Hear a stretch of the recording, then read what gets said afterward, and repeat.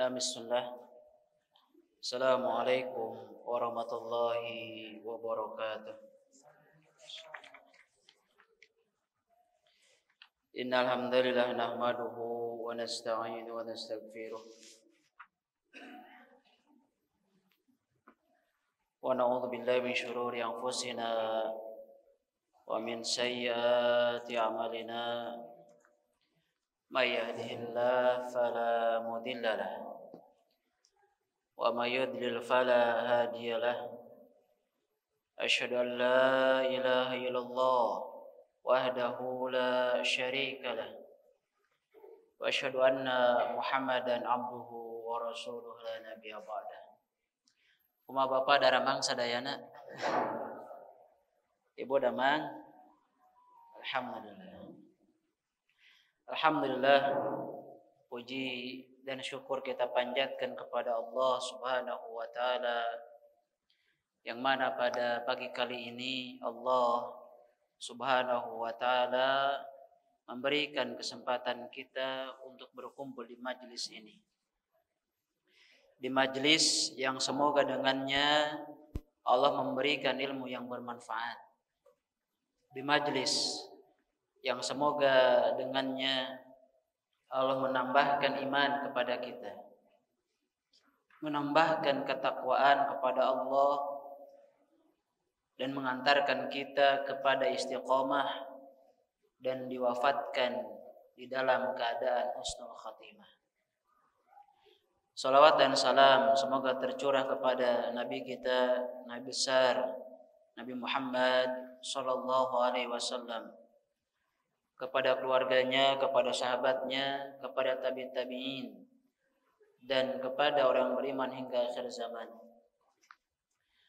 Jamaah kaum muslimin, insyaallah pada kesempatan pagi kali ini kita akan belajar tentang yang berkaitan dengan al-qaidatul fiqhiyah al-khamsah al-kubra.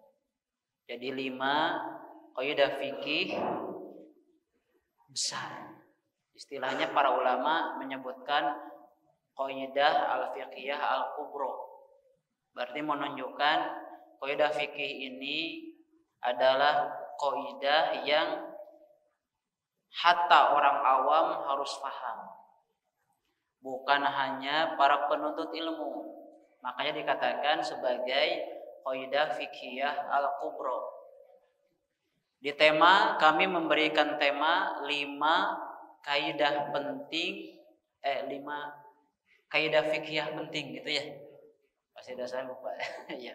Disebutkan 5. Kenapa demikian? Memang dalam ilmu qawaidul fiqhiyah atau kaidah fikih itu dikenal 5 kaidah ini. Makanya saya sarankan sebelum kajian, kalau pulpennya agak rada gangguan, duka iso camar primernya ari pulpen naon. Jadi diperiksa dulu. Soalnya nanti mungkin saya tanya dulu, ini masuknya kemana, kaidah mana?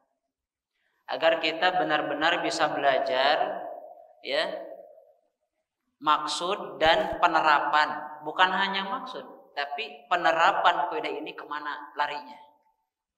Jadi seperti apa yang saya sebutkan tadi, kaidah ini harus difahami oleh orang awam, bukan hanya orang ahli ilmu.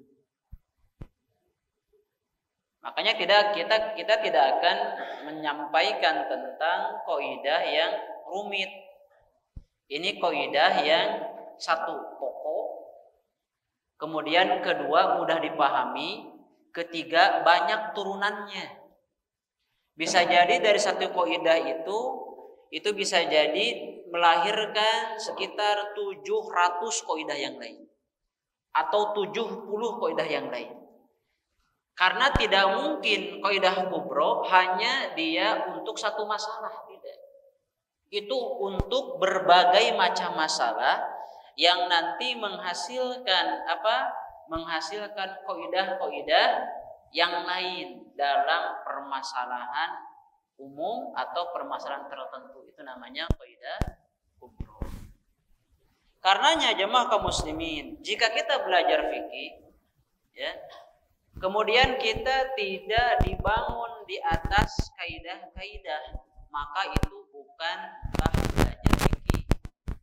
Kita belajar fikih, tapi tidak dibangun di atas kaidah-kaidah, maka nanti yang semacam ini, jika belajar yang semacam ini, maka yang terjadi adalah kekacauan dalam belajar. Kekacauan dalam belajar. Karena kaidah itu hanya ada seorang ketika beliau diajak untuk berdiskusi, maka beliau bertanya dulu kepada lawan diskusinya, antum ini mau, kalau fikih antum ini mau pakai fikih mazhab mana? Ditanya dulu. Kenapa demikian? Karena kaidah 4 mazhab dalam beberapa usul, bahkan masadirul ahkam dalam mazhab itu berbeda, tidak sama.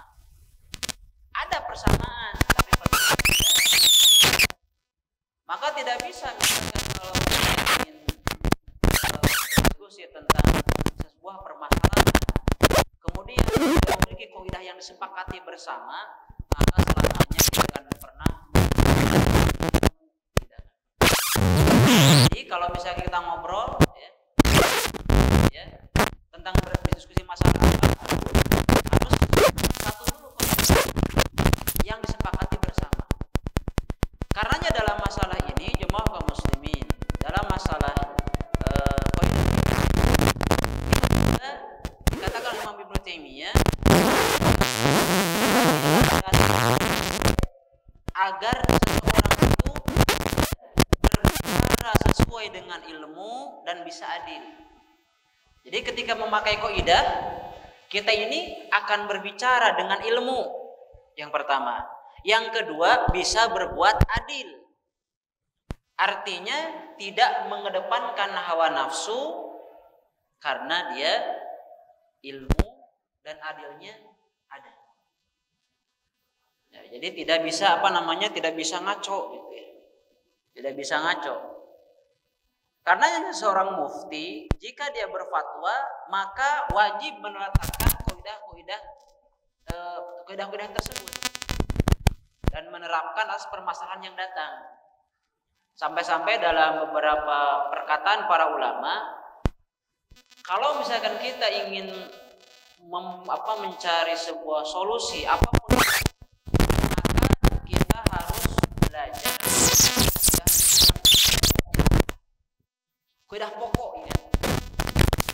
Makanya dalam Islam, kenapa Islam kok setiap ada masalah ada solusinya?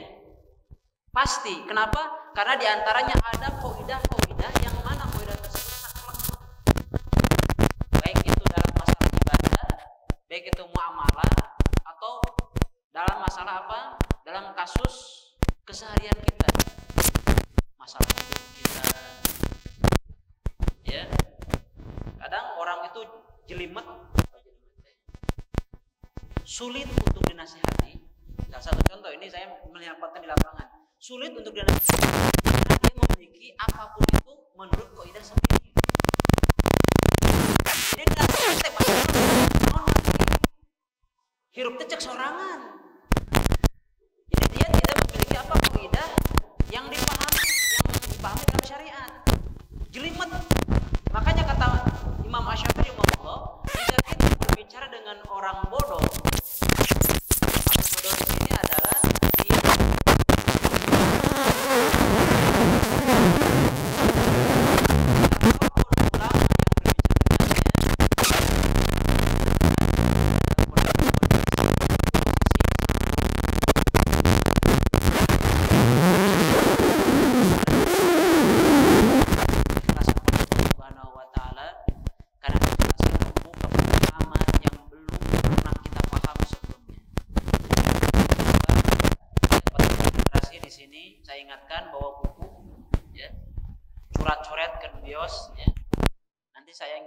sebuah 1, 2, 3 permasalahan. Bapak masuknya kemana ini? Permasalahan ini maksudnya kaidah mana? Seriusnya insya Allah ada 11 langkung 5 pemital patah ini. Pemital patah terpisah 11.37. Mungkin belajar sampai paling lama 11.15. Sisanya jangan ada yang nanya, saya yang nanya.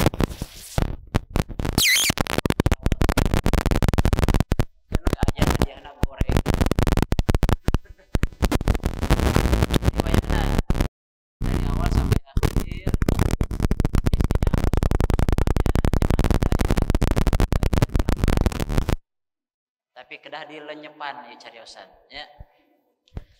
Sebut sadayana teh ibu bapak guru dalam bahasa dikatakan sebagai fondasi. Fondasi itu di atas atau di bawah? Kenapa di bawah? Karena sebagai dasar penguat. Yang namanya kaidah itu bisa diatasnya dari awal. Kita membangun apapun di atasnya bisa. Cuma fondasinya atau kaidahnya itu.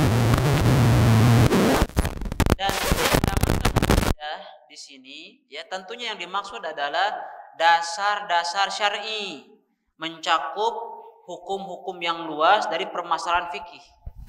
Ini yang kita maksud ya. Jadi secara istilah yang dimaksud adalah dasar-dasar syar'i yang mencakup luas cabang-cabang permasalahan fikih dalam agama kita.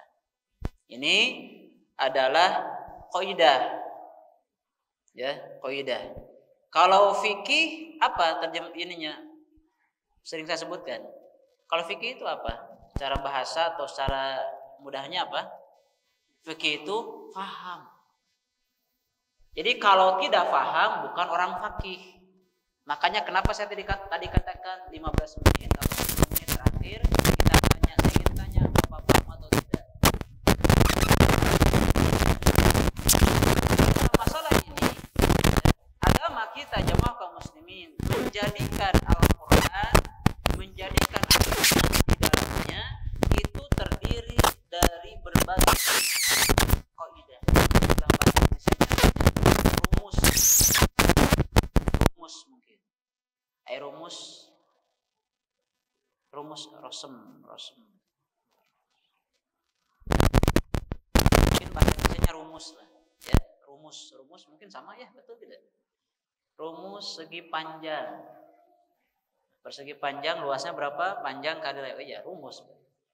Ini mungkin mudahnya rumus atau kaidah.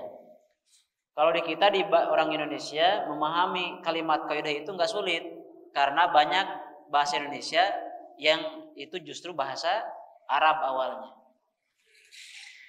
Di antara jamaah kaum muslimin, kaidah-kaidah yang ada ini yang menjadikan dalil. Ini bukan kaidahnya, ini maksudnya dalil di antara beberapa kaidah yang diambil dari Al-Qur'an. Contohnya, wala taqulu amwalakum bainakum bil batil.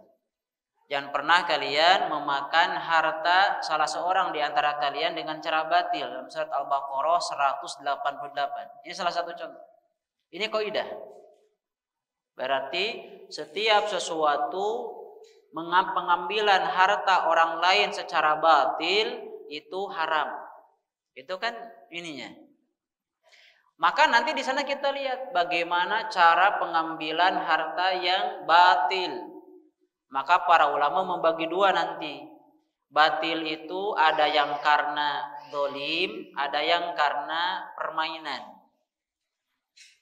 Mengambil harta orang secara batil itu ada dua. Yang pertama secara dolim. Apa contohnya? Mencuri, gosok, ya, merampok, itu dolim. Bisa juga apa? Contoh mencuri, ya seperti kita ngambil barang lain tanpa hak. Apakah itu bisa jadi di sini berbagai macam? Bisa jadi batas tanahnya diambil, bisa jadi masalah warisan. Maka ini sebagian di antara contoh mengambil harta orang lain secara zalim, misalkan pembagian warisan tidak sesuai dengan syariat, maka di sana menjadi kezaliman. Kemudian yang kedua adalah mengambil harta orang dengan batil, yang kedua dengan permainan. Apa contohnya? Judi, taruhan. Meskipun kita menang, tapi harta yang kita ambil dari hasil judi atau taruhan, maka itu menjadi sesuatu yang haram. Kenapa demikian? Karena itu tentu berkaitan dengan mengambil harta orang lain secara batil. Dalilnya apa? Tadi. Itu namanya qaidah. Kan banyak turunannya tuh. Atau bisa jadi di antara contoh qaidah yang diambil dari hadis Nabi. Nabi mengatakan la darara wala dirar. Ya. Jadi tidak boleh berbuat sesuatu yang membahayakan diri sendiri maupun orang lain. Ini hadis Nabi, la darara wala dirar. Jadi tidak boleh kita membahayakan diri sendiri dan orang lain. Dan tentu dalil-dalil baik ayat ataupun hadis tentang masalah qaidah dalam masalah ini banyak. Dan qaidah tentang masalah fikih bisa diambil dari Al-Qur'an, bisa diambil dari As-Sunnah, bahkan bisa diambil dari athar para ulama. Athar para ulama atau perkataan para ulama. Apa di antara contoh perkataan para ulama? Contoh ini yang paling terkenal. Di antaranya kullu qardin jaro naf'an fahuwa riba. Setiap pinjaman atau utang piutang yang membawa manfaat, maka itu adalah riba. Kita punya utang piutang, kemudian kita meminta dia untuk berbuat sesuatu, baik itu dengan jasanya atau dengan barangnya, maka itu dikatakan para ulama itu sebagai riba. Jadi kullu qardin jaro naf'an fahuwa riba. Maka setiap utang piutang, pinjam meminjam, maka yang membawa manfaat itu adalah riba. Ini tidak akan saya jelaskan sekarang, nanti ini ya. Ini mah contoh qaidah yang diambil dari athar para ulama. Ada juga qaidah yang dia diambil dari istimbat para ulama. Kalau athar itu adalah perkataan para ulama yang dia berkaitan dengan apa? Yang dia berkaitan dengan keilmuan para ulama dan masyhur di kalangan ahli ilmu, maka dikatakan sebagai qaidah. Tidak dikatakan sebagai qaidah dalam agama atau qaidah fikih kalau qaidah itu dia hanya satu orang atau dua orang yang mengetahuinya. Jadi tidak dikatakan qaidah. Makanya seperti apa yang kita sebutkan tadi, ketika kita dalam berbuat apapun jangan memiliki qaidah sendiri. Jangan buat qaidah sendiri. Ya. Ketika kita berbicara masalah qaidah berarti sesuatu yang disepakati banyak orang. Kalau tidak disepakati banyak orang, maka itu kehoyong sorangan gitu. Jadi itu bukan ilmu. Makanya tadi kalau kita berbicara dan berbuat dengan qaidah, maka akan apa? Kita berlaku sesuai dengan ilmu dan berbuat dengan adil. Itu tujuannya ke sana. Jadi jangan ngaco gitu. Kalau nggak ada qaidahnya berarti ngaco gitu. Apa di antara yang keempat tadi? Istimbat, penetapan atau penelitian para ulama. Contohnya di antaranya la ijtihad fi mauridin nasi. Tidak ada ijtihad jika sudah ada nas yang jelas. Jadi tertutup ijtihad itu jika sudah ada nas. Ya misalkan hukum jilbab itu wajib. Nasnya ada, hadisnya ada. Akwal para sahabat ada. Tiba-tiba ada yang berijtihad, jilbab itu tidak wajib bagi perempuan, berarti ijtihadnya tidak diterima. Karena tadi la ijtihad fi mauridin nas. Atau tiba-tiba ada yang mengatakan judi itu tidak haram, khamr itu tidak haram untuk diminum. Maka apa? Maka orang ini menyelisihi qaidah la ijtihad fi mauridin nas. Makanya ciri di antara orang liberal adalah mereka yang ketika berbicara agama tidak memiliki kaidah. Jadi orang liberal itu dalam beragama itu nggak memiliki kaidah, ngaco dia. Maka selamanya orang liberal itu akan kebingungan dengan agamanya. Orang liberal itu akan kebingungan dengan agamanya. Ya, Alhamdulillah, semoga Allah menjaga kita dari orang-orang yang demikian. Jamaah kaum muslimin, alaihissalam, dalam masalah kaidah, saya tidak akan menjelaskan tentang bagaimana sejarah kaidah, kaidah fikih, tidak mesti ke sana. Tapi yang jelas kaidah yang dimaksud ini adalah kaidah yang di dalamnya bisa dijadikan hujah. Pertama, langsung kaidah itu bisa dijadikan hujah ketika secara nas atau kaidah tersebut diambil dari nas. Contoh tadi, la dororo wala diror, itu langsung hadis Nabi. Jadi bisa langsung tersapu seluruhnya. Kita berhujah boleh nggak dengan kaidah? Itu kan pertanyaannya. Kita berhujah boleh nggak dengan kaidah fikih?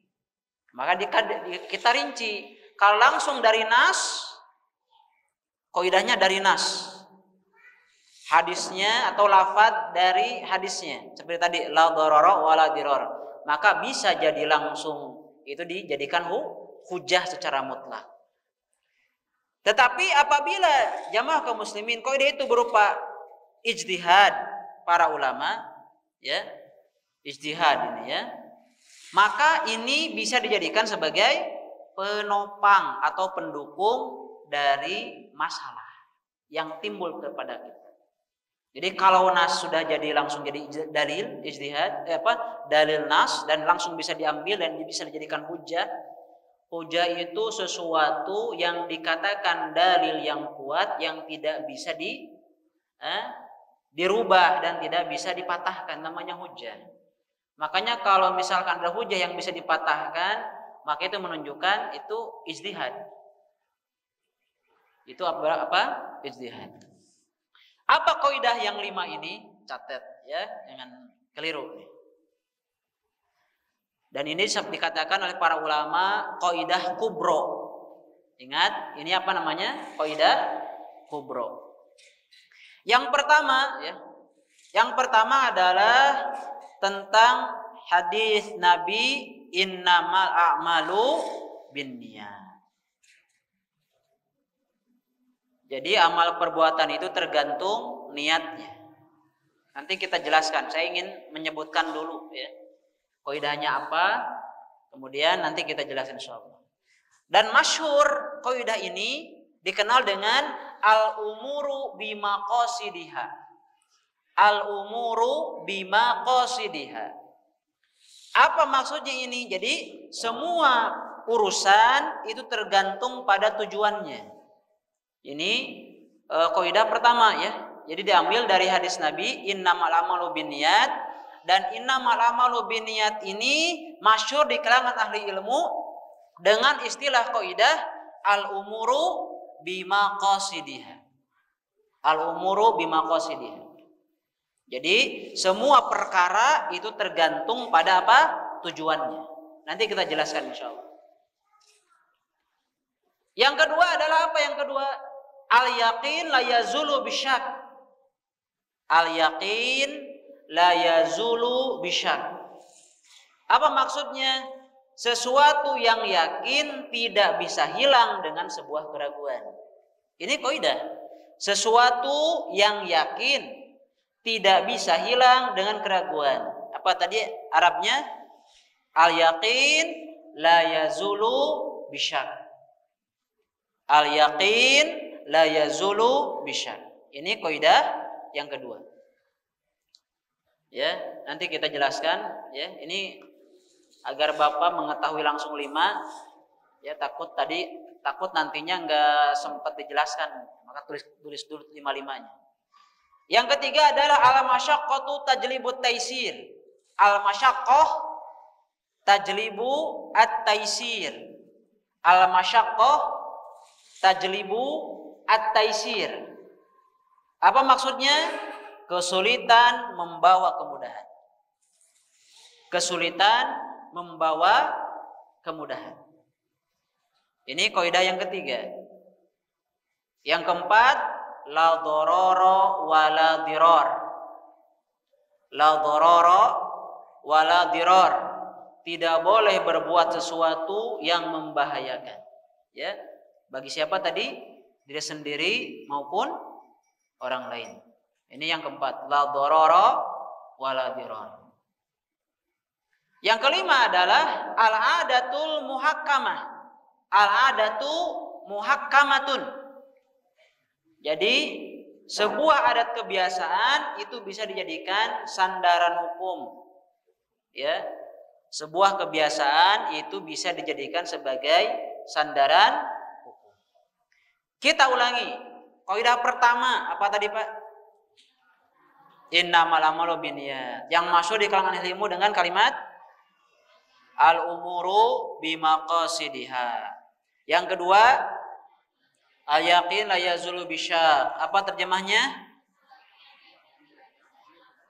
Tidak bisa hilang dengan keraguan. Yang ketiga, al-masyaqqatu tajlibut taisir. Apa terjemahnya?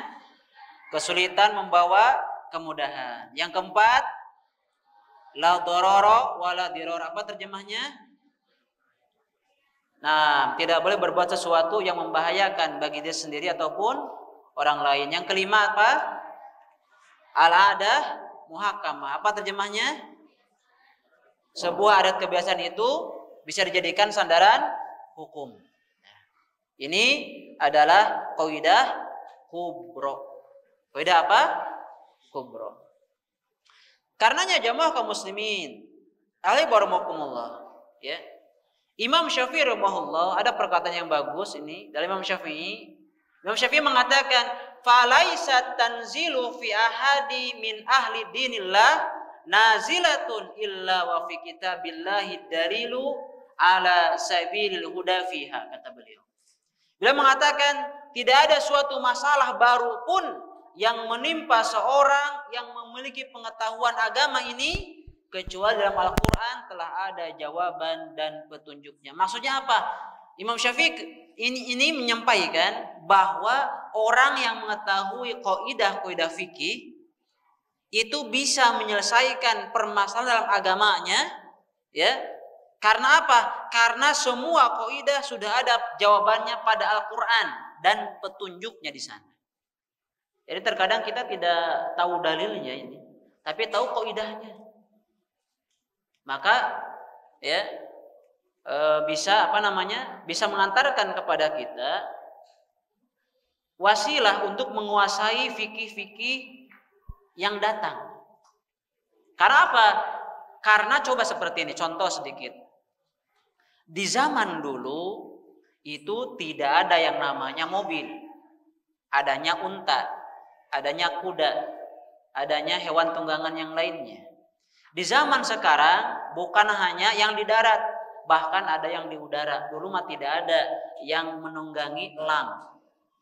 Sugan aya ayeuna ya, aya jalma, ada orang yang dia dari Indonesia naik haji, naik elang raksasa ke Mekah.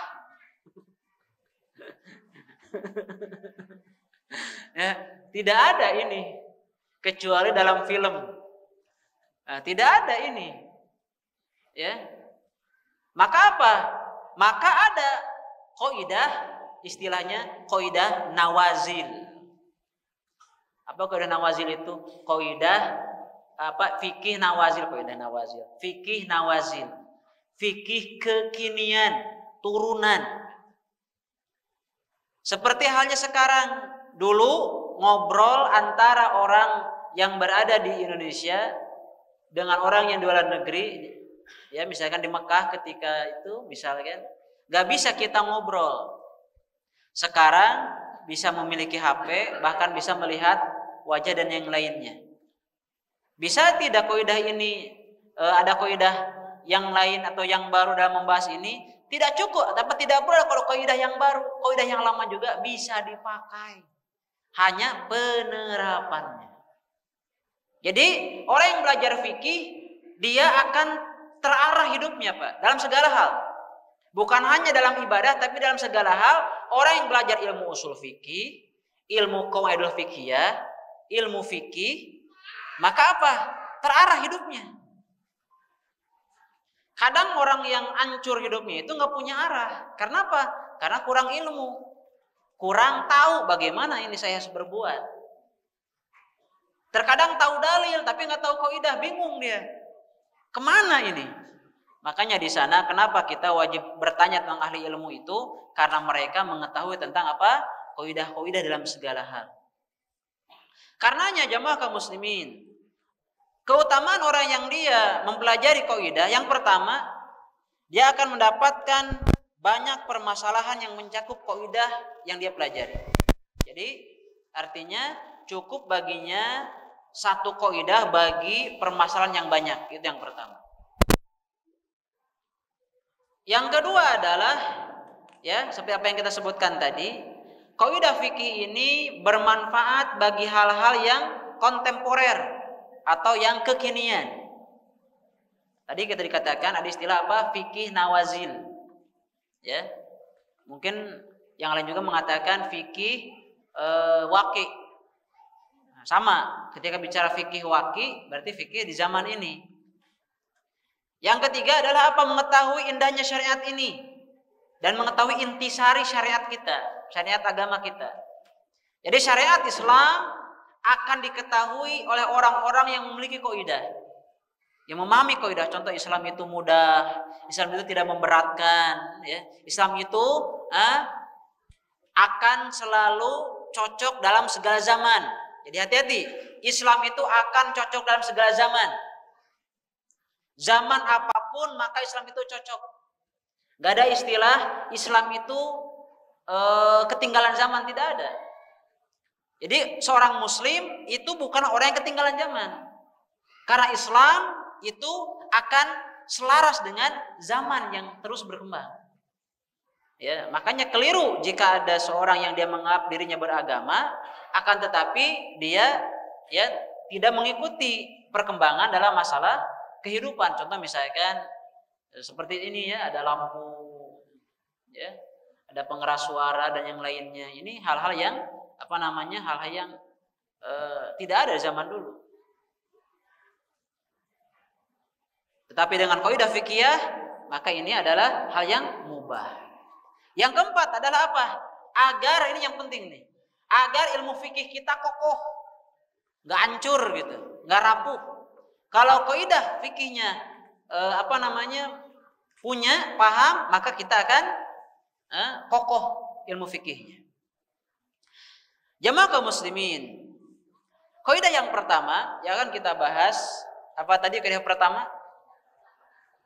Innamal a'malu binniyat, atau dengan istilah al-umur bimaqasidiha. Imam Syafi'i ketika membahas tentang masalah ini dan kaidah ini berasal dari hadis pertama yang kita hafal dari hadis Arba'in. Riwayat siapa itu? Riwayat siapa? Imam Bukhari, Muslim. Imam Nawawi itu pengarang kitabnya. Kemudian dari sahabat siapa? Umar bin Khattab. Ini asatnya ya mak pamhilap asap hiraku. Hadis pertama ini. Innamal a'malu binniyat. Nah, hadis innamal a'malu binniyat sampai perkataan ila ma hajar ilahi, ini panjang hadisnya, ya, seperti apa yang kita ketahui. Kata Imam Syafi'i rahimahullah, ini adalah sepertiga dari ilmu. Bahkan kata Imam Syafi'i, hadis tersebut mencakup 70 bab dalam masalah fikih. Hadis innamal a'malu binniyat. Jadi mencakup sepertiga ilmu dalam agama kita. Dan mencakup 70 bab dalam masalah agama ini. Berarti apa? Berarti besarnya, ya, pengaruh yang dapat kita lihat dan dapat kita terapkan dari memahami hadis ini. Bahkan Imam Al-Khattabi mengatakan hadis ini adalah salah satu dasar pokok dalam agama kita. Jadi banyak hukum yang bergantung pada hukum ini, dalam hadis ini. Ya, bisa jadi permasalahan itu sah atau tidak karena niat. Betul tidak? Sesuatu dalam masalah fikih bisa jadi sah atau tidak karena niat. Atau bisa jadi dengan niat beda hukum. Atau bisa jadi dengan niat bisa boleh atau bisa tidak. Bisa diamalkan atau bisa tidak. Ini tentang masalah apa? Innamal amalu binniyat. Dan niat, sepakat para ulama, itu yang dimaksud adalah apa? Kehendak untuk melakukan sesuatu. Ini niat. Kehendak ingin melakukan sesuatu. Sesuatu apa? Bebas. Bebas. Dan makna niat itu adalah apa? Kehendak secara syar'i, kehendak untuk menjalankan ketaatan kepada Allah. Atau meninggalkan sesuatu karena Allah. Itu namanya niat kata syar'i. Jadi kalau secara syar'i kehendak untuk melaksanakan ketaatan kepada Allah atau meninggalkan sesuatu karena Allah. Makanya penting niat ini. Dan niat tempatnya di mana? Di hati. Jadi niat tidak ada pelafalan dalam masalah niat. Niat itu hanya tempatnya di hati. Dan ini ijma para ulama termasuk Imam Asy-Syafi'i rahimahullah. Jemaah kaum muslimin, ya. Dan niat terbagi dua. Niat ini terbagi dua. Yang pertama ada niat amal. Niat amal. Apa contoh niat amal? Misalkan niat seseorang ingin melakukan sesuatu, ya. Dan niat untuk amal ini, niat amal ya, ini juga memiliki dua fungsi dalam masalah niat amal. Ya kan, saya ingin apa? Jadi memiliki dua fungsi ini. Yang pertama apa? Membedakan ini ibadah atau kebiasaan. Apa contohnya? Mandi. Mandi. Karena apa? Mandi itu ada mandi biasa, ada mandi ibadah. Mandi biasa apa? Bapak pulang keringatan kerja dari kantor, ibu keringatan habis masak, bau bawang, bau cikur, bau segala. Kata ibu, ya kayaknya harus mandi nih. Biar segar, biar apa dan seterusnya.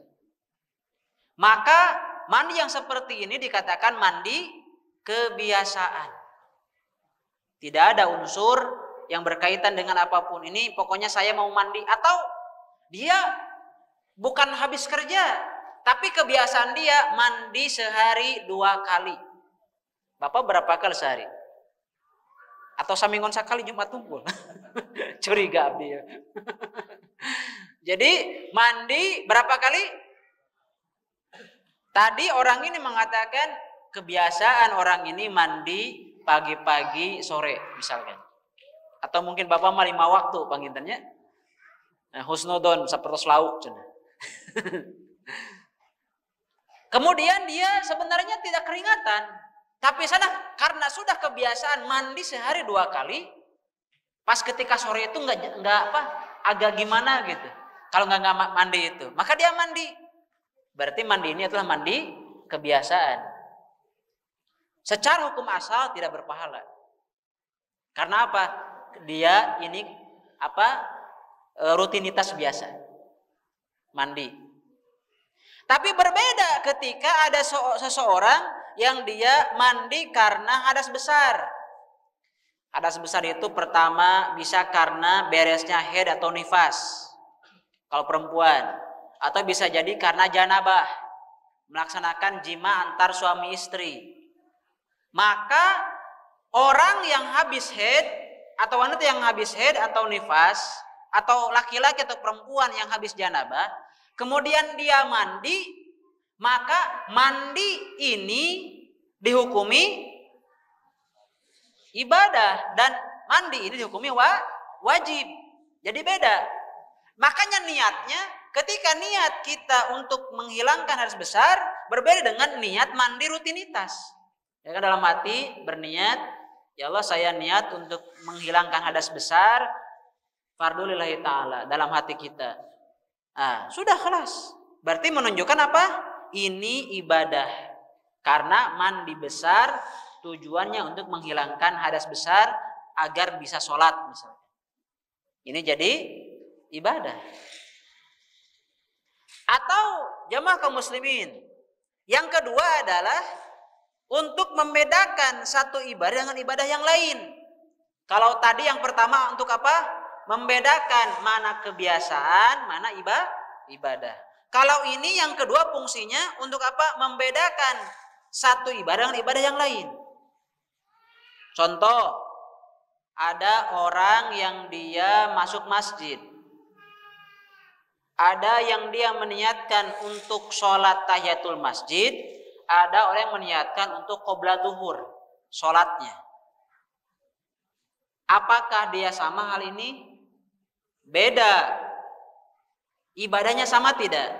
Sama, sholat mah gitu, awal takbiratul ihram, akhir salam. Ada perbedaan tidak? Pelaksanaan dari segi dohir ini, segi apa yang nampak masuk masjid, sholat 2 rakaat. Ada yang beda tidak? Tidak ada. Tapi ada yang membedakan apa? Niat. Orang yang pertama niat masuk masjid untuk tahiyatul masjid. Orang yang kedua niat masuk masjid langsung qobla zuhur. Mungkin kondisinya berbeda. Mungkin kalau tadi Bapak datang ke sini kajian langsung sholat 2 rakaat itu tahiyatul masjid. Mungkin nanti ada saudara kita yang ketika habis adzan, ya di sini adzan mau sholat zuhur, langsung di sholat 2 rakaat. Beliau meniatkan untuk apa? Qobla zuhur. Berarti apa? Salah satu di antara fungsi ya niat adalah untuk membedakan antara ibadah yang satu dengan ibadah yang lainnya. Meskipun sama bentuknya. Meskipun apa? Sama bentuknya. Yang kedua adalah apa? Niat ma'mul lahu. Istilahnya niat ma'mul lahu. Apa maksudnya? Niat ya, untuk siapa amal ini ditujukan? Untuk siapa amal ini ditujukan? Maka ini biasa dipakai oleh ulama-ulama yang biasa membahas tentang masalah apa? Masalah suluk atau tazkiyatun nufus. Misalkan orang ini ikhlas atau tidak. Betul ya? Orang ini ikhlas atau tidak. Orang yang dia bersedekah terlihat oleh orang lain, apakah bisa kita sebutkan dia riya atau tidak? Tidak. Kenapa demikian? Karena riya itu atau ikhlas itu amalan hati. Bisa jadi dia ketika ingin dilihat orang lain itu agar bisa memotivasi yang lain ikut sedekah. Jadi makanya jangan sekali-kali menuduh seseorang riya dalam ibadah. Jangan. Karena sesungguhnya pertama kita tidak akan ditanya tentang amal ibadahnya. Yang kedua perhatikan dan harus diingat. Siapapun yang dia menuduh seseorang dia beribadah riya, ternyata yang dituduh ibadahnya ikhlas karena Allah, maka Allah akan memberikan hukuman kepada dirinya tidak bisa ikhlas dalam beribadah. Itu hukuman terberat kata Imam Ibnu Qayyim. Sampai Fudail bin Iyad mengatakan, saya tidak atau Sufyan Ats-Tsauri, saya lupa. Sampai beliau mengatakan, saya ya pernah bersuudzon kepada seseorang bahwasanya dia sholatnya tidak ikhlas. Kemudian apa yang beliau katakan, selama 40 tahun saya tidak merasakan keikhlasan dalam saya tidak merasakan khusyuk dalam sholat. Hati-hati Pak. Maka jangan sekali-kali kita menuduh seseorang tidak ikhlas dalam beribadah, jangan. Karena tadi kita tidak akan ditanya tentang amal ibadahnya. Kita akan ditanya tentang amal ibadah kita. Ya. Jadi karena ikhlas atau riya itu amalan hati, jangan sekali-kali kita menganggap diri kita mengetahui hal gaib. Sedangkan dalam akidah, orang yang dia mengatakan dirinya tahu hal gaib adalah siapa? Tagut. Orang yang dia merasa dirinya tahu tentang hal gaib apa? Tagut itu dalam akidah. Siapa yang tahu isi hati orang? Kalau kita sudah engkau belajar akidah tapi masih nuduh orang lain. Hati-hati nih, jangan-jangan belajar akidahnya belum benar nih. Ya, karena orang yang dia belajar akidah tidak akan berkata sesuatu tentang perbuatan hati orang lain, tidak akan. Makanya kita hanya menghukumi apa yang zahir. Meskipun memang ya dalam ibadah syarat terima ibadah itu dua. Yang pertama ikhlas, yang kedua ada hukuman hukum yang berkaitan dengan yang zahir dalam ibadah. Kalau hati ikhlas karena Allah, ditujukan karena Allah, adapun secara zahir adalah apa? Dicontohkan oleh Nabi yang mulia sallallahu alaihi wasallam. Kita niat apa? Nilai yang zahir saja, jangan menilai yang tidak terlihat oleh kita. Jamaah kaum muslimin, alaihissalam, terkadang dalam penggunaan tentang masalah kaidah niat ini, innamal a'malu binniyat atau al-umur bimaqasidiha, ya. Ini terkadang rusak dalam penerapannya. Bisa jadi rusak niat ini karena dia bodoh, ya. Bisa jadi karena was-was, bisa jadi karena penyakit hatinya. Makanya hati-hati nih, niat itu bisa rusak, niat itu bisa rusak. Pertama karena kebodohan. Berarti kalau kebodohan obatnya apa? Ilmu. Yang kedua adalah was-was. Ini was-was syaitan. Ya, was-was syaitan. Was-was syaitan penyakitnya apa? Penawarnya apa? Zikrullah, zikir kepada Allah. Dan yang ketiga adalah penyakit hati. Penyakit hati obatnya apa? Ikhlas karena Allah. Was-was zikir, penyakit hati itu apa? Ikhlas kepada Allah Subhanahu wa taala. Bagaimana penerapan kaidah innamal a'malu binniyat? Ya. Contoh ya, penerapan innamal a'malu binniyat. Ada orang yang dia berdakwah. Ya, ada dia yang apa? Berdakwah untuk menampakkan, memperingatkan umat dari pemahaman-pemahaman yang keliru. Dia diberikan nasihat. Ya, dia diberikan nasihat. Akan tetapi ternyata perbuatannya meskipun koridornya itu adalah seperti ibadah luar biasa, akan tetapi ternyata hatinya itu adalah apa? Penuh dengan kedengkian, pelampiasan amarah, mepuskeyan. Maka meskipun perbuatannya adalah sebuah ibadah, akan tetapi jika hatinya penuh dengan kedengkian, maka sesungguhnya innamal a'malu binniyat. Karena apa? Maksudnya apa? Sesungguhnya perbuatannya itu adalah tanda kebencian dia, bukan berniat untuk beribadah kepada Allah. Ini kalau berkaitan amalnya ibadah, tapi niatnya bukan ibadah, maka apakah dikatakan sebagai ibadah? Bukan, itu dikatakan sebagai maksiat atau dosa. Paham insya Allah ya. Kemudian jamaah kaum muslimin, contoh makan minum. Saya ingin tanya, bisa tidak makan dan minum ini, makan minum ini ibadah atau bukan? Makan ibadah bukan? Minum ibadah bukan? Tidur ibadah bukan? Secara hukum asal dia bukan ibadah. Sugan ayeuna Bapak dosa tidak makan. Kita berdosa kalau tidak minum. Tapi pertanyaan sekarang, bisa tidak makan, minum, tidur itu bisa tidak jadi ibadah? Kapan? Kapan?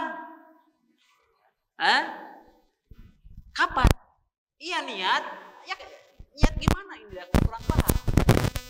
Diperjelas. Kapan makan, minum, tidur itu bisa jadi ibadah? Ketika melakukan yang tadi untuk ibadah. Untuk apa misalkan contoh? Bapak tidurnya jam 8 malam. Niatnya agar terbangun nanti jam 3 malam. Agak ini tidurnya awal misalnya. Tidur, niat ingin tahajud, bangun jam 3 malam. Berarti selama dia tidur, jadi apa? Ibadah. Kenapa? Agar seger jam 3 malam bisa melaksanakan tahajud. Ada orang makan. Ya, makan. Dari rumah Bapak makan dulu tidak? Misalkan tadi Bapak ada yang makan dari rumah. Diniatkan di hati, bismillah, ya. Kemudian dia dalam hati itu, ya Allah, saya niat bala-bala jeung gehu ditemakan ku abdi ya Allah. Berarti sarapanan Bapak tadi bala-bala gehu leupet banyak. Nah, niatkeun amanah supados tiasa fokus ulah letoy menuju kajian. Supaya fokus. Apa yang terjadi? Makannya jadi ibadah, ibadah. Minumnya jadi ibadah, ibadah. Saya kurang konsentrasi, mau minum dulu Pak, minum. Ya, nanti ingat konsentrasi, minum kita ini. Kalau kita sudah hilang fokus, kan tadi dikatakan ada 2 hal yang tidak bisa dibedakan oleh orang yang tidak fokus. Ngalenyepan jeung lelenyapan. Terus besok coba. Bagi orang yang tidak fokus sama saja. Tapi orang yang fokus beda saat jauhnya juga jauh. Lelenyapan reup brai socana. Teu fokus. Ngalenyapan ngalenyapan merhatoskeun kade. Bapak nu mana? Lelenyapan atanapi Nah, kita ulangi lagi. Makan, minum, tidur. Itu hal mubah atau ibadah? Mubah. Bisa jadi ibadah? Kapan? Ketika diniatkan ibadah untuk menopang ibadahnya. Untuk menopang apa? Ibadahnya. Ya. Contoh ini. Ada seseorang dia mengelilingi bundaran suci selama 7 kali. Mengelilingi bundaran suci, istilahnya mah bertawaf di bundaran suci sebanyak 7 kali. Bundaran suci ini bukan Ka'bah ya, bukan. Bundaran suci ini. Ya, kan tawaf itu atau jangan biar nggak bingung apa ya? Rumah lah. Bapak tawaf mengelilingi rumah Bapak selama 7 kali putaran. Tawaf itu ibadah bukan? Saya ingin tanya, tawaf itu ibadah bukan? Ibadah. Betul ya? Sekarang, bisa tidak mengelilingi rumah? Bisa nggak kita kalau niat tawaf di rumah, di bundaran suci, niat tawaf, bisa tidak? Ini mah niat untuk tawaf, bisa tidak? Mengelilingi rumah bisa? Kan sama, mengelilingi Ka'bah sama gitu 7 kali. Ya mengelilingi rumah 7 kali. Bisa nggak mengelilingi rumah? Ya mengelilingi rumah bisa. Akan tetapi di sini jemaah kaum muslimin berdosa atau tidak? Yang satu dia mengelilingi Ka'bah niat tawaf. Yang satu dia mengelilingi rumahnya. Yang satu mengelilingi bundaran suci. Berdosa tidak? Salah tidak? Benar tidak? Tadi kaidahnya. Innamal amalu binniyat, al umuru bimaqasidiha, tergantung dia niatnya apa. Kalau tawafnya di Ka'bah, niat tawaf untuk ibadah, berarti apa? Tawaf itu khusus di Ka'bah. Berarti kalau niatnya tawaf rumah, itu berarti terlarang. Tapi kalau keliling rumah 7 kali kelilingan karena Bapak kehilangan kunci motor sampai 7 kali kuriling, atau kurilingan naon namina teh di Bundaran Suci karena sesuatu yang jatuh tadi di mana kuring boleh tidak? Boleh. Tapi kalau tawaf, niat tawaf seperti bagaimana dikhususkan di Ka'bah, boleh tidak? Tidak boleh. Berarti jangan ngomong dulu boleh atau tidak. Maka ketika tadi ditanya innamal a'malu binniyat atau al umuru bimaqasidiha. Al umuru, nah apa tadi? Bimaqasidiha. Contoh yang lain, saya ingin tanya. Boleh tidak memanggil istri kita ibu, umi, adek, apalagi ya, mak, apalagi bunda, boleh tidak? Memanggil istri kita umi, adek, apa tadi, bunda, mak, boleh tidak? Hah? Boleh tidak? Kan tadi jawabannya innamal a'malu, masih bingung innamal a'malu binniyat. Jangan bilang boleh dan jangan bilang tidak. Kan saya mengatakan tadi boleh tidak sesuaranya. Ya, jangan terkecoh dengan pertanyaan boleh tidak. Jawabannya innamal a'malu binniyat. Kita berbicara tentang syariat. Bukan iya betul niat ini tentang syariat. Jadi jangan mengatakan boleh atau tidak dulu, jangan. Jawabannya innamal a'malu binniyat atau al umuru bimaqasidiha, tergantung apa? Tujuannya apa? Kalau dia jamaah kaum muslimin, tujuannya adalah untuk menyamakan istrinya dengan ibunya, istilah agamanya itu zihar, maka hal tersebut apa? Terlarang. Karena zihar hukumnya itu kaitan dengan cerai. Dengan cerai atau talak. Ya. Akan tetapi kalau hanya sebagai panggilan kecintaan, panggilan romantis yang bisa menghantarkan kepada harmonisnya rumah tangga, maka ini boleh. Atau ingin ta'diban kepada anak kita, misalkan di hadapan anak kita, ya umi, kita ingin mengajar kepada anak kita, panggil orang ini, wanita ini dengan nama umi, panggilan umi, maka itu boleh. Jadi apa jawabannya? Innamal a'malu binniyat. Sekarang boleh tidak kita mengatakan kepada istri kita, ya misalkan, pulanglah engkau ke rumah orang tuamu. Apa jawabannya? Jangan tertipu lagi. Innamal a'malu binniyat. Kenapa demikian? Karena ucapan ini ada yang meniatkan talak kepada istrinya. Pulanglah engkau ke rumah orang tuamu. Niatnya talak. Jatuh talak? Jatuh. Kenapa? Dia sudah berniat talak.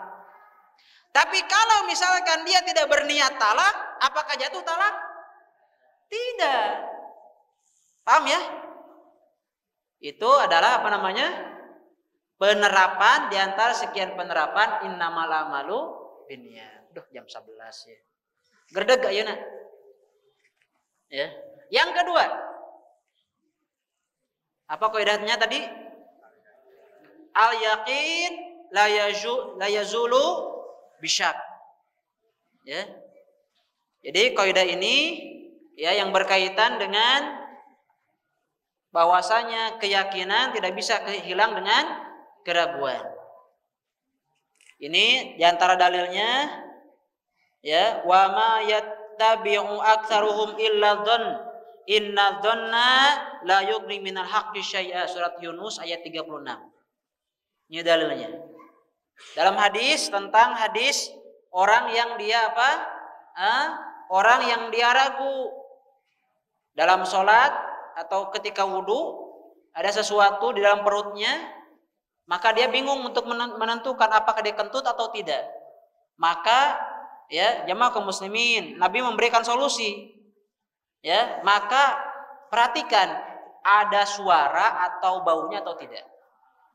Ya, kalau ada bukti atau tidak maksudnya.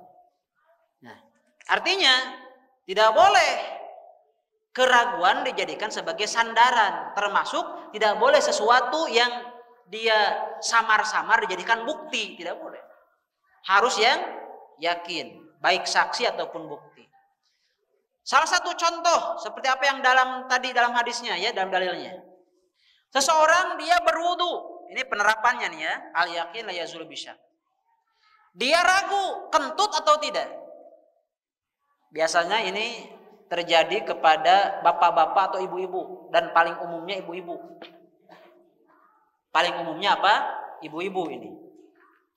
Maka ibu ini ragu. Saya sudah kentut atau tidak?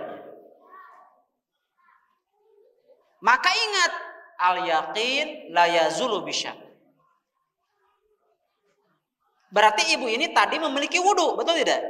Kan bahasa pertanyaannya tadi, saya ini masih memiliki wudu atau tidak? Batal wudunya atau tidak? Berarti dia sudah tadi memiliki wudu. Mana yakinnya? Memiliki wudu. Mana ragunya? Batal. Dalam hatinya, saya dikentut atau tidak ya? Berarti apa yang terjadi? Datangkan bukti dia kentut atau tidak. Dari mana bukti ini? Pertama bisa sendiri. Terasa atau tidak? Maksud terasa apa? Terasa ada yang keluar atau tidak? Baik itu baunya, ini kinten-kinten bau naon ya? Lamun bau jengkol mustahil kentut saya. Makanya dalam kenali kentut masing-masing. Bisa jadi suaranya, bisa jadi baunya. Kata bapak, saya kenal dengan kentut saya. Dan ini bukanlah kentut saya, ini mah bau jengkol. Salah berat. Atau apa tadi? Suara. Terkadang kentut itu dia tidak apa? Ada suara tapi tidak berbau, betul tidak? Suara mah tarik. Mungkin benten-benten kumaha iramana bapak. Bahkan ada anu sopan, teu aya suara ieu mah. Halus, ojol-ojol ngahiyek. Subhanallah, masing-masing ya. Maka yakinkan di antara salah satu. Ada suaranya atau tidak? Ada baunya atau tidak? Pilih salah satu. Kalau ada indikasi di antara keduanya, maka tadi kaidahnya al-yaqin la yazulu bisyak. Bapak yakinnya apa tadi? Punya wudu dan ragu-ragu ada kentut atau tidak. Kata bapak, suara tidak ada, bau juga tidak ada. Berarti bapak masih memiliki wudu. Paham ya? Contoh yang lain, jamaah kaum muslimin. Misalkan orang yang puasa pada tanggal 29 Sya'ban. Ya, orang yang berpuasa pada tanggal 29 Sya'ban. Kemudian dia ragu apakah hari itu ya atau besoknya itu 1 Ramadan atau bukan? Ya. Dan dia belum tahu tentang keputusan pemerintah. Mungkin di rumahnya tidak ada TV mungkin, atau mungkin HP-nya ada tapi kuotanya nggak ada mungkin. Atau memang dia tidak memiliki HP sama sekali. Cinit-nit mungkinnya istilah kita, HP biasa gitu. Tidak tahu ternyata dia puasa. Karena apa? Karena dia biasa puasa Senin Kemis misalkan. Dan 29 itu atau esokan harinya itu masuk hari Kamis. Dia biasa puasa. Dia tidak tahu besok itu tanggal 1 Ramadan atau bukan. Apa yang terjadi? Yang yakin dia itu biasa puasa sunat. Yang kedua, dia yakin belum mendengar nih keputusan pemerintah kapan 1 Ramadan. Apa yang terjadi? Maka yakinnya dia boleh puasa karena biasa berpuasa. Ya. Atau sama juga dengan penentuan Idul Fitri. Kalau tidak misalkan ya TV tidak ada, ya, alat komunikasi tidak ada misalkan. Dia sedang berpuasa Ramadan, itu tanggal 29. Besoknya itu ini mah masih inilah. Ya, masih besok puasa lah tanggal 30 genapkan misalnya. Boleh demikian? Boleh. Yakinnya itu masih bulan Ramadan, berarti besok itu bulan Ramadan. Ragunya mana yang ragunya? Ragunya ketika apa? Besok itu hari raya atau bukan. Berarti cari yang yakinnya masih bulan Ramadan. Karena ketika itu dia sedang melaksanakan puasa Ramadan, 29 Ramadan. Ya. Atau jamaah kaum muslimin, ahli barakallahu. Atau contoh ini, saya tidak tahu ada atau tidak. Ada orang yang sudah menikah. Ada orang yang sudah menikah. Kemudian dia ragu, dia sudah nikah apa belum ya? Mungkin amnesia dalam sejenak. Mungkin Bapak mengalami tidak punten ya mah. Kalau istrinya langsung dibawa hari pertama kedua dibawa langsung, mungkin masih ingatlah kita punya istri ya. Tapi pernah tidak menikah sehari 2 hari setelah nikah kita berangkat kerja? Misalkan beda tempat. Pernah tidak demikian? Kita ragu, udah menikah belum ya saya? Kalau udah menikah, apa yang terjadi? Apakah sudah dikatakan menikah atau belum? Dia ragu-ragu gitu. Saya tuh masih bujangan atau memiliki istri. Tapi dah kemarin nikah. Masa kemarin? Atau seminggu yang lalu? Apa yang terjadi? Ada tidak yang pernah seperti itu? Ragu-ragu bahwasanya dirinya memiliki istri. Atau ragu-ragu bahwa dirinya memiliki anak. Maka kalau ragu-ragu, maka yakinkan kepada yang apa tadi? Yang yakinnya apa? Saya kemarin kok yakin kok menikah. Atau ada seseorang jamaah kaum muslimin yang dia belum menikah. Ini kebalikannya nih. Dia belum menikah, ya. Dan dia ragu dengan statusnya. Apakah saya sudah menikah atau belum? Tapi dia belum menikah.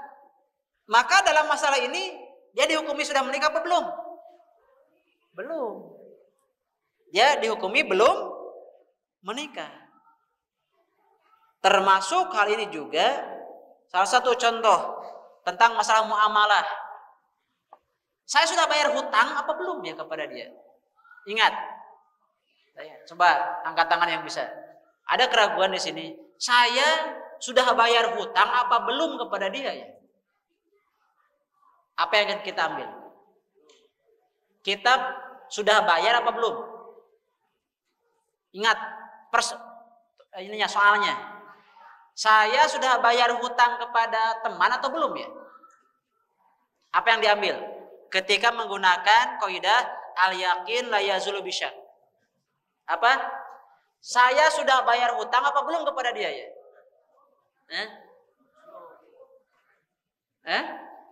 Saya sudah bayar hutang apa belum kepada dia ya? Apa yang diambil? Kita urai. Pertama, mana yang yakin punya hutangnya atau bayar hutangnya? Apanya? Menitar Riki ya babang.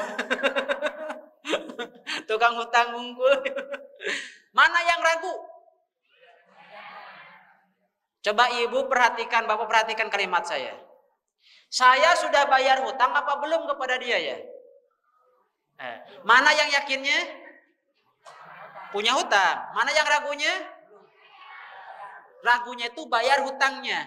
Kesimpulan dalam kondisi ini ketika menggunakan al-yaqin la yazulu bisyak. Kita punya hutang, hutangnya sudah lunas apa belum? Belum bayar hutang. Al yakin la yazulu bisyak. Paham kalimatnya tidak? Saya punya apa? Saya sudah bayar hutang apa belum? Ya. Seperti itu. Pahami kalimatnya. Contoh yang lain jamaah kaum muslimin. Ini contoh yang jadi turunan dari masalah ini. Contoh yang lain. Ada air di tempat air. Mungkin di tandon atau apa namanya? Toren. Ya tandon dan toren B-nya. Nah, kita mengatakan contoh nih ya. Air ini suci atau tidak? Air ini suci atau tidak? Hah? Ini turunannya, hukum turunan. Hukum turunan. Berarti hukum turunan memiliki hukum asal. Apa hukum asalnya? Hah? Air itu hukum asalnya suci. Ketika kita mengatakan ada air di tandon atau di toren, air ini suci atau tidak? Mana yang yakin dari kalimat ini? Air itu suci. Mana yang tidak yakin? Tidak suci. Berarti kesimpulannya air tersebut suci. Air tersebut apa? Suci. Ya. Kemudian contoh, Bapak berwudu. Bapak berwudu. Kemudian ada basah di lengan baju Bapak. Bapak ragu, saya sudah cuci tangan atau tidak?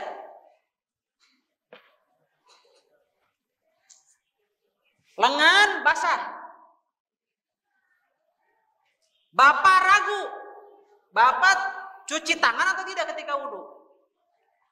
Dalam kondisi ini menggunakan kondisi kaidah al-yaqin la yazulu bisyak. Apa hukumnya? Sudah dicuci apa belum? Sudah apa belum? Sudah. Kenapa? Ada bukti. Jangan kerah-kerah, jangan. Ada bukti. Itu kalimat ininya ya. Jadi kalau misalkan bahasanya dalam masa ilmiah itu adalah apa namanya? Bayyinah. Bukti. Apa buktinya? Basah. Di mana? Di sininya, di lengannya, di baju lengannya. Menunjukkan bahwa tangan Bapak sudah dicuci. Paham ya? Itu salah satu al-yakin la yazulu bisyak. Kenapa saya kasih dalam masalah wudhu? Terkadang ada orang yang ragu, tangannya belum dicuci, tapi terus jibreg, kunjulkeun we ka balong. Subhanallah. Ya. Contoh yang lain jemaah kaum muslimin, ya. Tentang penggunaan tanah dan batu. Tanah dan batu. Kita ketika tidak ada air, apa yang dilakukan?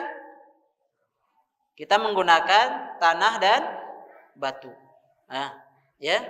Maka ketika kita datang kemanapun tidak ada air, ada tanah di sana. Apa yang harus kita lakukan? Tayamum. Ketika ada tanah di sana, kita ragu apakah tanah ini suci atau tidak. Mungkin di anggapan kita ada apa? Oh, jangan-jangan ini ada orang yang kencing di sini, kemudian kering dan seterusnya. Jangan-jangan ada hewan yang kita lihat di sini, nggak ada kok bekas ininya. Tapi kita katakan tanah ini suci atau tidak? Suci. Apa yang kita lakukan? Tayamum. Ketika tidak ada air, istinja, adanya batu. Adanya batu itu. Apa yang harus kita lakukan? Pakai batu itu atau tidak? Bagaimana kalau ada istilah ini batu ini pernah dipakai orang lain tidak ya istinja? Misal kita ragu-ragu ada apakah batu ini sudah dipakai orang lain istinja atau belum? Ragu. Apa yang harus kita lakukan? Apa kesimpulannya? Batu itu suci atau tidak? Suci. Kalau tidak ada bukti yang menunjukkan adanya najis. Kalau ada bukti mah beda cerita ya. Nah, dan ini sama dengan yang lain. Kaidah yang selanjutnya yang ketiga adalah apa yang ketiga? Ya. Jadi kesulitan membawa apa? Kemudahan. Dan kemudahan dalam Islam asli kemudahan.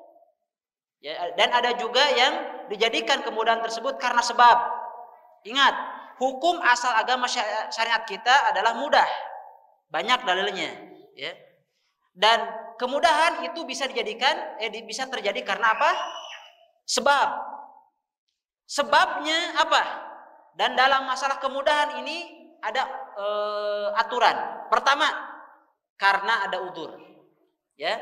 Jadi kemudahan ketika kita menggunakan kaidah ini harus tahu aturannya, syaratnya. Apa? Yang pertama ada udzur. Udzur sehingga kita boleh untuk melaksanakan. Yang kedua adanya apa? Dalil syar'i yang membolehkannya. Dalil syar'i apa? Yang membolehkannya. Ketiga, kita melakukannya hanya sesuai dengan kebutuhan. Artinya tidak melampaui batas. Tidak melampaui apa? Batas. Apa di antara udzur? Apa? Coba contoh. Apa di antara contoh udzur? Lapar. Kelaparan, mungkinnya bukan lapar, kelaparan. Beda lapar dengan kelaparan. Kalau lapar mungkin sekali-kali kita juga mau masuk zuhur sudah lapar. Kelaparan udah sering nggak makan. Kelaparan bisa mungkin. Apa yang paling utama? Sakit. Itu bisa jadi udzur. Apalagi safar. Apalagi terpaksa. Apalagi lupa, udzur juga lupa. Apalagi bodoh kita, tidak tahu kita. Apalagi sulit untuk dihindari. Ini apalagi misalkan punya cacat atau kekurangan. Ini bisa termasuk ke dalam bentuk ini. Apa di antara contohnya jamaah kaum muslimin dalam masalah safar, apa yang ada rukhsah? Salat. Ada jamaah qashar.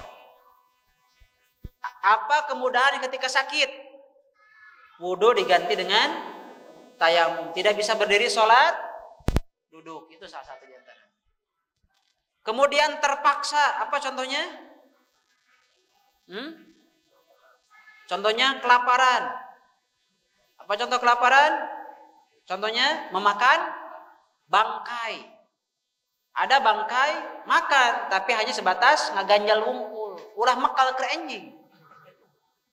Kalau mekal berarti melebihi batas dan haram hukumnya. Apalagi lupa. Contoh lupa. Apa contoh? Makan pada bulan Ramadan. Pada siang hari pada bulan Ramadan. Atau tidak tahu, apa yang tidak tahu? Contoh ngobrol ketika sholat. Batal tidak? Orang yang tidak tahu. Tidak batal. Ini lagi sholat. Kumaha ayeuna oke futsal.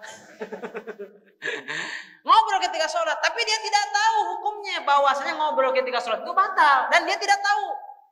Apa yang dia katakan? Batal tidak sholatnya? Tidak. Ada yang minum homer, dia tidak tahu haramnya homer. Apakah dosa bagi dia? Tidak. Kenapa? Tidak tahu kok. Makanya jangan menghukumi orang lain seperti bagaimana kita. Karena kondisi orang lain itu belum tentu sama dengan kita. Ya, hati-hati ini. Atau sulit untuk menghindari. Contohnya apa? Contohnya kotoran kucing. Kucing sok aya di mana-mananya di bumi. Makanya sebagian para ulama mengatakan kotorannya, kencingnya tidak najis. Makanya Nabi pernah ditanya, innaha laisat binajasin. innaha minat tawafina alaikum wat tawafat. Dia ini tidak najis. Dia ini binatang yang selalu mengelilingi kita. Bukan karena zatnya kotoran tersebut, bukan, tapi karena sulit untuk menghindarinya. Kita sulit untuk menghindarinya. Ya. Jadi makanya dikatakan ini sebagai udzur, keringanan, tajlibut taisir, keringanan. Ya. Karenanya ketika misalkan kita mau ngurus apa-apa karena kita ingin itu hak kita misalnya, dan tidak ada cara lain dengan kecuali ada sesuatu yang diberikan, maka itu tadi tajlibut taisir. Ya. Atau karena kekurangan fisik, apa tadi contohnya?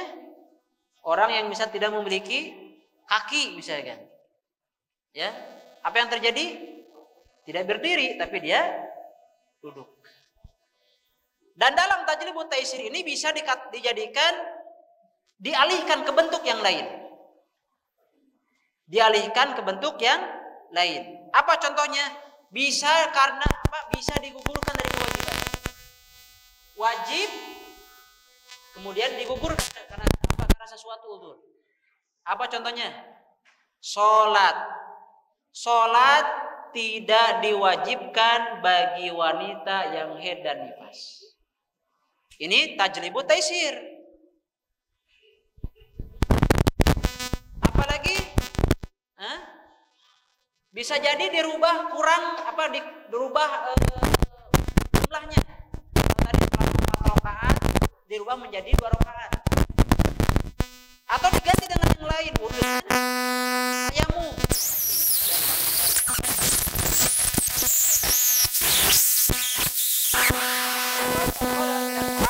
Di antaranya sholat khauf dengan sholat safar biasa berbeda prakteknya. Ya, kan sholat khauf bagaimana? Ada yang barisan depan, barisan belakang, ya, bawa senjata, kemudian di depan misalkan musuh, misalkan kiblatnya, misalkan pas musuh itu pas arah kiblat, kan yang lain berjaga, yang lain sholat. Latihan, terus ini berarti apa? Caranya berbeda, menunjukkan tajlibu taisir. Yang keempat,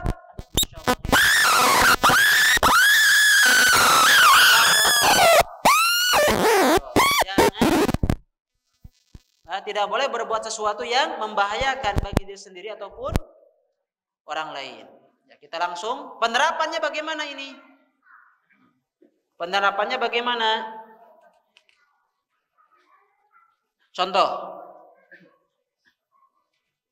ada orang yang dia merusak barang orang lain. Saya ingin tanya, boleh tidak seseorang merusak barang orang lain? Ya. Boleh tidak seseorang merusak barang orang lain? Tidak boleh. Kemudian, boleh tidak orang yang barangnya telah rusak, misalkan contoh, si A, si B. Si A merusak barang si B. Boleh tidak si B merusak barang si A? Boleh tidak? Jadi kata si B, oh ini antum merusakin barang saya, maka sama juga. Kisos pokoknya. Kisos itu bukan malah masalah ini, bukan. Misalkannya contoh ini Mbak Punten. Bapak tiba-tiba motornya dikentob atau mobil kentobnya tabrakan punya orang. Kemudian meh akur, kentobkeun. Akur kudu kieu kentobna. Maka ingat ada dalam kalimat la dharara wala dirar. Jangan apa tadi? Membuat kemudaratan bagi diri sendiri untuk orang lain. Kalau kita sudah mudarat, jangan orang lain buat mudarat juga. Yang tadinya uang misalkan 500.000 itu bisa untuk memperbaiki yang ketop tadi yang sebelah sini, ini jadi 2. Yang berapa yang harus dikeluarkan berarti? 2 kali lipat, 1 juta misalkan. Menunjukkan apa? Kemudaratannya lebih kecil apa lebih besar? Lebih besar. Jadi kalau seseorang merusak barang orang lain, jangan meminta untuk barang lain dirusak lahnya, tapi diperbaiki atau diganti kalau tidak bisa diperbaiki. Contoh yang lain, si A menyewa tanah kepada si B. Misalkan nyewanya untuk pertanian. Katakanlah misalkan setahun ya. Pas di akhir tahun akad sewa menyewa tanah, ternyata mungkin di sini sebulan lagi sedangkan tanaman sayang kalau dihancurkan. Atau kalau panen masa ke yang punya. Apa yang terjadi di sini? Apakah yang harus dilakukan? Apa yang dilakukan? Ini tanah udah habis masa sewanya. Tapi perkiraan ini tanamannya mau padi mau apa sebulan lagi panen. Apa yang harus dua orang ini lakukan? Dengan mengikuti kaidah la darara wala dirar. Apa? Betul. Keduanya membuat akad baru. Apa? Nanti akan selesainya setelah dipanen ini. Kalau sebulan berarti sesuaikan dengan akad sebulan berapa? Atau mungkin takut salah waktu, takutnya melebihi sebulan. Nanti kalau sudah panen baru selesai akadnya. Akan tetapi yang lebih dari setahun tersebut nanti ada uang untuk sewa baru. Paham tidak? Kenapa demikian? Kalau misalkan sekarang yang mengurus tanah ini dia langsung diputus sewa menyewanya, berarti terdolimi. Kenapa demikian? Dia ingin mengambil untung ketika menanam tumbuhannya. Mana yang untung ini? Yang punya tanah. Berarti yang punya tanah zalim kepada yang punya yang nyewa tanah. Ini berlaku juga baik untuk misalkan contoh untuk yang sewa menyewa yang lainnya, baik toko, baik rumah. Silakan. Ya, dibicarakan yang lain la darara wala dirar. Contoh, nyewa rumah. Pas habis tanggalnya, istri yang nyewa itu ke rumah sakit mau ngelahirin. Kata yang punya rumah, keluar pokoknya. Ini gimana ini? Kondisinya la darara wala dirar. Pakai kode itu. Apa yang harus kita lakukan? Tunggu dulu sampai yang nyewa itu istrinya keluar dari rumah sakit ngelahirin.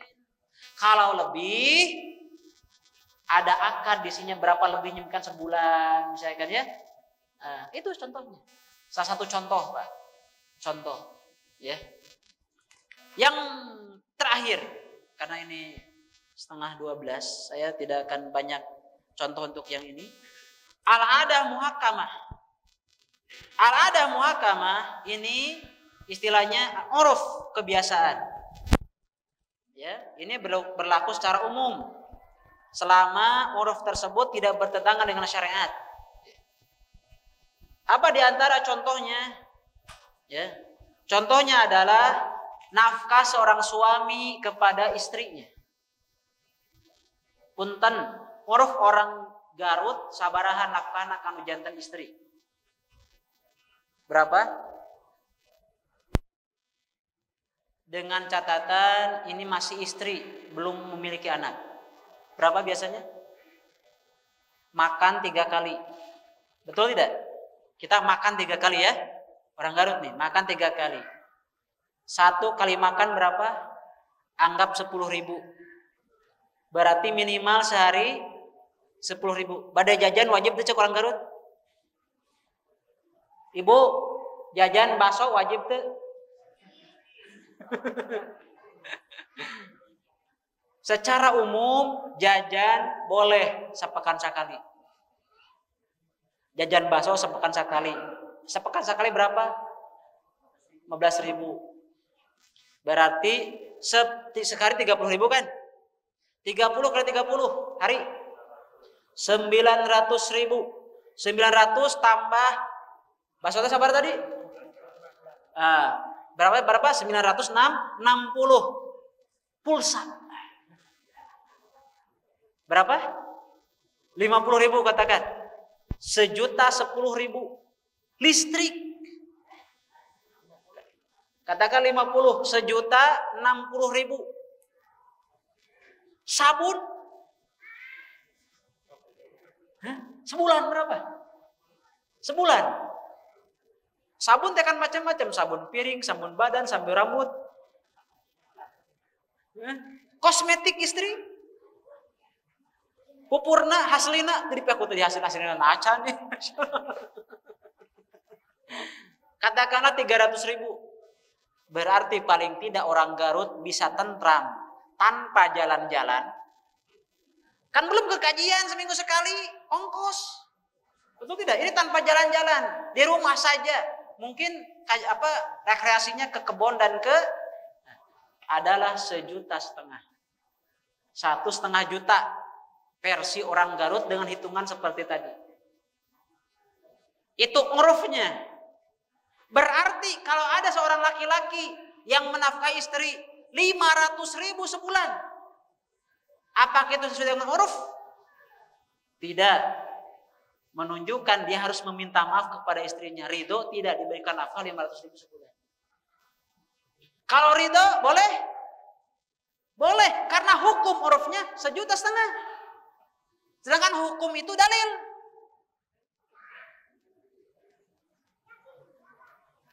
Ustaz, abi mah naros kapun bojo. Sabulan 5 juta, sabulan 5 juta atau saugios? Eta bagaimana itu? Lebih daripada urus boleh? Ibu ridho. Kan tadi ditanya, kalau kurang ridho tidak? Ridho, kalau lebih ridho. Nah, jadi uruf itu secara hukum standar semuanya.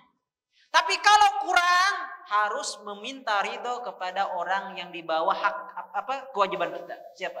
Istri itu tidak. Harus ditanya. Kalau tidak ridho bisa menjadi wasilah istri tersebut menyampaikan khulu atau acuan untuk talak khulu.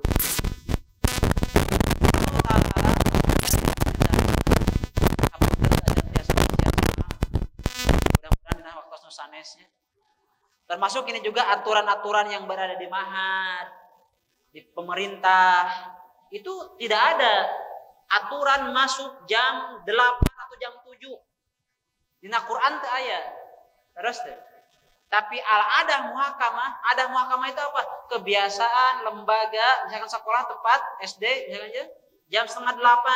Maka guru yang datang jam 8 pelanggaran. Khulul dia memakan harta yang haram. Datang guru sebelum bel. Murid wae sebelum bel harus datang diseterap komo guru. Ya. Makanya dalam aturan instansi boleh tidak terlarang karena yang masuk ke dalam instansi tersebut wajib melaksanakan aturan. Istilah agamanya al-mu'minu ala syurutihim. Seorang mukmin terikat dengan syarat yang dia sepakati. Ini instansi A. Wajib nggak bagi si B yang tidak bekerja di sana? Tidak. Wajibnya bagaimana? Bagi orang yang bekerja di instansi tersebut. Bagi yang lain maka tidak. Tapi kalau Anda sudah masuk ke instansi ini, wajib mengikuti aturan-aturan ini. Wajib mengikuti aturan-aturan ini selama aturannya tidak bertentangan dengan syariat. Allahu ta'ala alam. Ya maka muslimin demikian yang bisa kami sampaikan. Mohon maaf jika banyak kesalahan. Mudah-mudahan yang 5 ini bisa dipahami. Subhanaka wa bihamdik astaghfiruka wa atubu ilaik. Assalamualaikum warahmatullahi wabarakatuh. Subscribe channel Marhaban TV. Ikuti akun sosial media Marhaban TV, siaran Telegram, grup WhatsApp. Yuk berdakwah bersama kami. Dukung operasional dakwah dan sosial kami. Raih pahala jariah yang terus mengalir sampai hari kiamat. Jazakumullahu khairan.